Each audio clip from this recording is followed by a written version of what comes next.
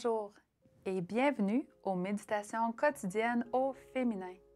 Aujourd'hui, les apparences.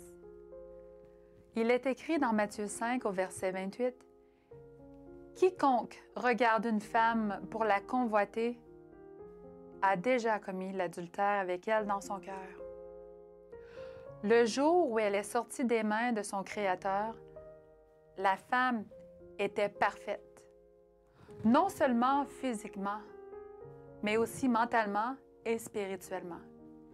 Créée pour de nobles buts, elle a été la cible favorite de l'ennemi, qui a voulu défigurer l'image de Dieu qu'il avait imprimée en elle. La femme fut créée pour répandre du bonheur autour d'elle et non pour devenir la honte de bien des foyers. Comme cela est le cas, malheureusement.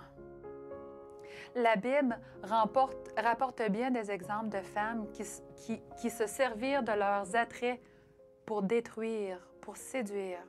Nous avons par exemple Dalila.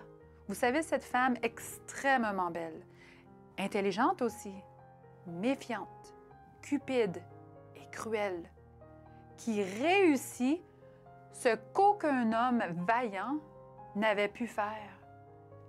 Dalila usa habilement de ses attraits pour détruire Samson, son mari.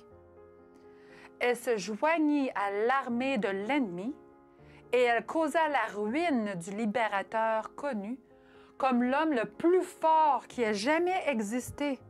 Vous imaginez? Il y a aussi l'exemple de Jézabel.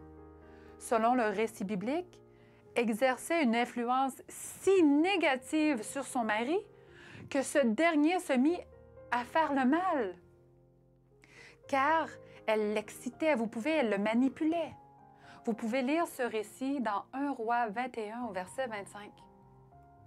David, le roi, dont Dieu déclara qu'il avait un cœur conforme au sien, tomba lui aussi dans le piège sexuel que lui tentait le diable, par l'intermédiaire de Bathsheba.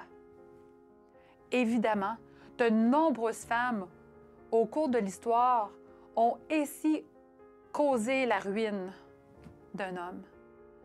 On dit que derrière chaque grand homme, qu'il y a toujours une grande femme.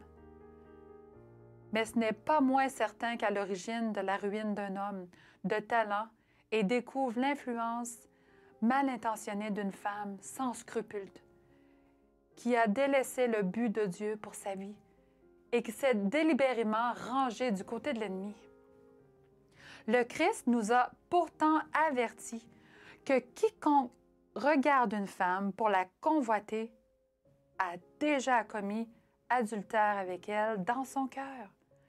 En tant que femme, nous devons réfléchir à notre manière de nous habiller, de marcher, ainsi qu'à nos relations avec l'autre sexe.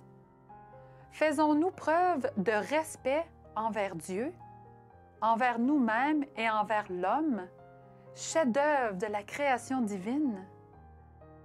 Chaque jour avant de sortir, je t'invite à te regarder dans le miroir divin, et à prier. Seigneur, ne permets pas que mon apparence m'éloigne de toi. Bonne journée dans le Seigneur et à demain.